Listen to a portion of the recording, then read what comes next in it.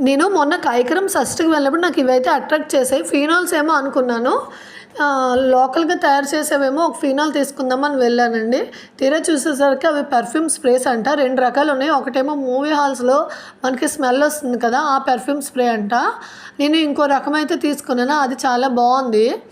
Next ఇవన్నీ చూస్తుంటే నాకు ఎలా అనిపించిందంటే చిన్ననాటి రోజులన్నీ గుర్తొచ్చాయి. జాతరలో ఎక్కడ తప్పిపోతామా అని అమ్మ చేయి పట్టుకొని జాతర అంతా తిరిగేవాళ్ళం కదా! ఎప్పుడు ఎక్కడికి వెళ్ళినా నా కళ్ళైతే దీని మీదకే వెళ్తాయి. ఇంక ఇవి తీసుకొని తింటూ వెళ్దాం, జనాలు ఎవరు ఉండరేమో అనుకున్నాం. కానీ జనాలు చాలా ఎక్కువగా ఉన్నారండి. దర్శనం అయి బయటకు రావడానికి కూడా 45 మినిట్స్ పట్టేసింది. నాకు ఎప్పుడు కూడా వైజాగ్ బీచ్‌కి వెళ్తే అక్కడ మురి మిక్చర్ అంటే చాలా ఇష్టం. కానీ మేము ఉంటున్న దగ్గర ఆ టేస్ట్ రాదు. నేను ఎప్పుడు కాయకరం షష్ఠికి వెళ్ళినా ఈ మురి మిక్చర్ అయితే ఖచ్చితంగా తీసుకుంటాను. మేము కొంతసేపు అక్కడ స్పెండ్ చేశాక మాకు తెలిసిన వాళ్ళు ఒక పాస్ అయితే ఇచ్చారండి. లోపలికి వెళ్ళి మనం పిల్లలకి ఏమైనా కావాలంటే ఒక 4 రకాలు ఎక్కించొచ్చు. మా బాబుకి ఏమి ఎక్కుతావురా అని అడిగితే వాడనమాట ట్రైన్ ఎక్కుతాను అన్నాడు. ట్రైన్ అయితే ఎక్కించాము. వాడు హ్యాపీగా ట్రైన్ అయితే ఎక్కాడు. నెక్స్ట్ అది అయిపోయాక ఏమి ఎక్కుతావురా అని అడిగితే ఒక జెయింట్ వీల్ చూపించాడు. Mini giant wheel. Mini giant wheel అంటే ఏంటో కాదు, అది చేత్తోనే తిప్పేది.